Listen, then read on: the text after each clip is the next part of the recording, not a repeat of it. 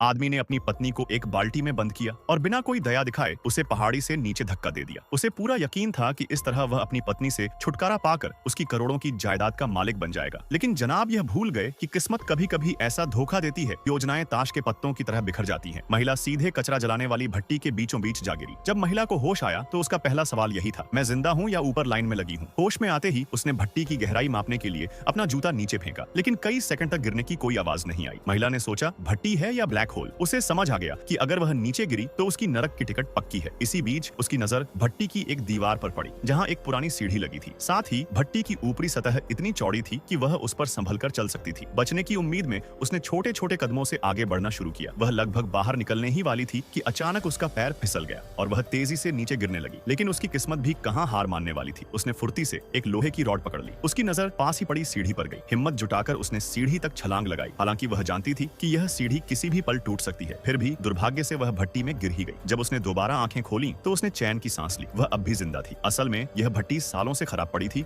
और उसमें कभी आग नहीं जलाई गई थी। महिला ने राहत की सांस लेते हुए सोचा, शुक्र है भगवान का, गैस का बिल नहीं भरा था। हालांकि वह मौत के मुंह से बच निकली थी, लेकिन अगर वह वहां फंसी रही तो भूख प्यास से मरना तय था। गुस्से में आकर उसने नीचे पड़ी एक पुरानी चादर उठाकर फेंक दी। चादर उड़कर सीढ़ी के ऊपर जा गिरी और तभी उसके दिमाग में एक आइडिया आया। उसने एक लकड़ी के टुकड़े के साथ मछली पकड़ने वाला जाल बांधा और उसे सीढ़ी की तरफ उछाल दिया। पहली बार तो जाल सीढ़ी तक पहुंचा नहीं, लेकिन कई कोशिशों के बाद आखिरकार वह जाल सीढ़ी से अटक गया। उसने सावधानी से जाल को पकड़कर धीरे धीरे ऊपर चढ़ना शुरू किया। कदम कदम बढ़ाते हुए उसने हिम्मत और धैर्य के साथ खुद को बचा लिया। आखिरकार उसकी मेहनत रंग लाई और वह इस भट्टी से बाहर निकलने में कामयाब हो गई।